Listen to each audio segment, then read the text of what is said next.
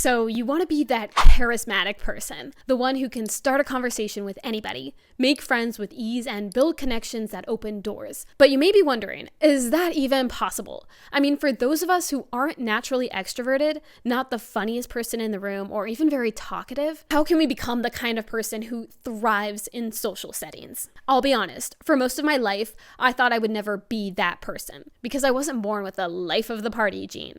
I'm not the most talkative. I don't command attention when I walk into a room, and I tend to stumble over my words, especially in unfamiliar social settings. For a long time, I believed that those tendencies were just a part of who I was, and that automatically meant that I would never be the super outgoing, effortlessly charming person who could light up a conversation or make friends with ease. I assumed that social confidence was something that you were either born with or not. And unfortunately, I fell into the not category. And because of that belief, I unknowingly cut myself off from developing one of the most valuable skills in my professional life. In reality, all it took was a simple shift in mindset and a conscious decision to treat social confidence like any other skill, something that I can learn and improve with practice. So today I'm going to share with you exactly how I made that change and how I went from hiding behind my phone at social settings to now even making small talk with doctors twice my age for a living. And if you commit to this challenge that I'm going to share, I promise that it is going to open doors and forever change your confidence in social settings. You don't need to be an extrovert, you don't need to be super funny or super popular, and you don't need to be talkative to thrive in social settings. It's a skill that absolutely anybody can develop. Okay, so my challenge for you is to follow 5 words of advice that completely changed how I approach challenges, especially in social situations. It's a phrase that became my mantra and pushed me to say yes to social situations that made me want to run away. And that mantra is, get comfortable with being uncomfortable. Cliche, I know, but cliches become a cliche for a reason. And this one really hit home for me. I would literally whisper it to myself before popping into a situation that really just made me so uncomfortable. And it worked very much like a pep talk. One time I was going to a Bible study where I knew absolutely 0 people, and forcing myself to talk to strangers when everybody else already knew each other was very daunting. But I made that conscious decision. I was like, yes, I'm going to do this. It is going to be super uncomfortable, but in that discomfort, I am going to grow and it's going to be a little bit better next time. And once I had that mindset just drilled in, I went into the situation. I did feel like I just wanted to run out because, it was one of the first times I was practicing this skill.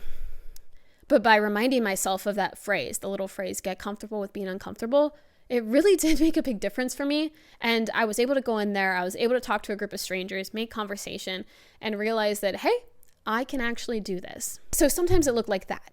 And other times it was just me pushing myself to do something silly or playful. Like one time, I playfully asked my waiter for a discount after dinner. I told him, if you have any discounts, don't feel like you need to hold back. And guess what? He came back with 20% off. I didn't really want to ask that waiter that. It felt kind of uncomfortable. But once I did, I got a great result from it. And I kind of got to be more playful, more personable with somebody who I usually just am very transactional with. So it was really cool. And the more I practice this, the more I realize that confidence is just like a muscle. The more you exercise it, the stronger it becomes. And the only way to grow is to step outside of my comfort zone again and again. And I'm going to say it again. Get comfortable with being uncomfortable.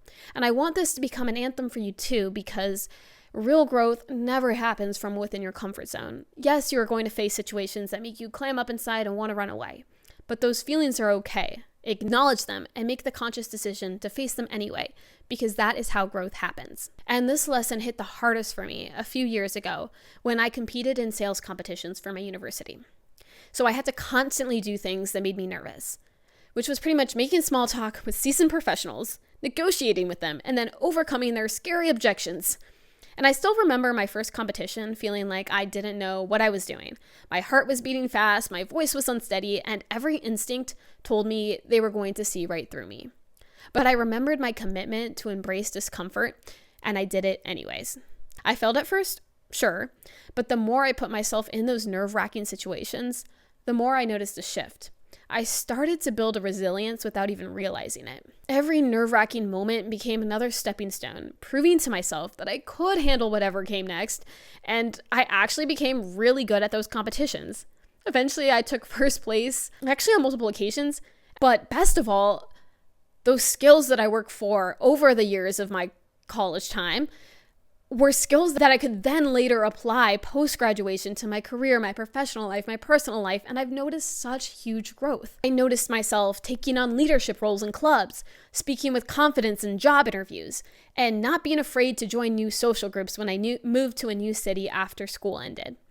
But don't get me wrong, most of these situations still intimidate me, but I've gotten better and better at embracing them anyway.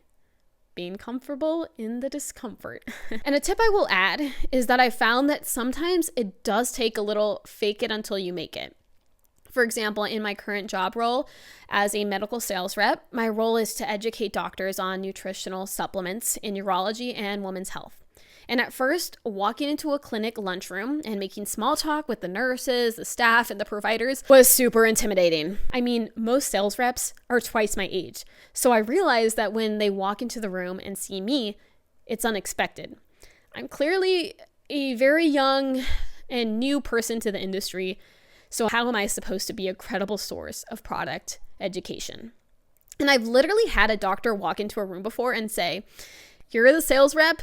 How old are you? Like 10? And I'm not going to lie, it's been my biggest insecurity. I have felt super unconfident, but still I have to walk into that clinic room over and over again and act like I have everything together.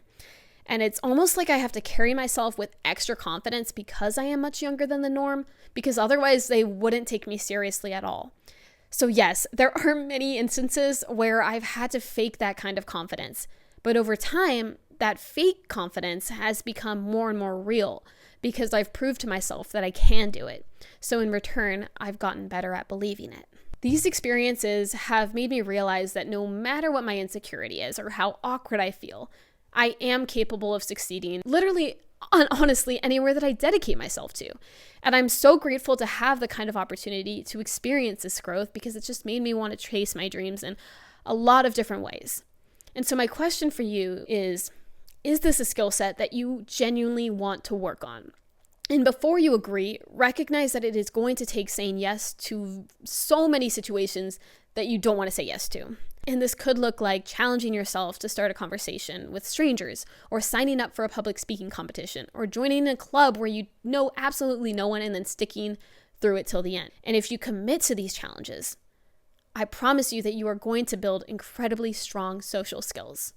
It does take time, but it will come. However, I do recognize that all of this information is going to be difficult to apply if you don't know how to engage in simple things like small talk. Like, what questions do you even ask somebody when you walk up to a stranger? But lucky for you, I am about to release a video all about this, so be sure to subscribe so that you can watch that next video when it comes out. And while you're hitting that subscribe button, of course, I'm going to ask that you like and share this video with somebody who needs to hear it. Anyways, hope that you enjoyed this video, and I will see you all again soon.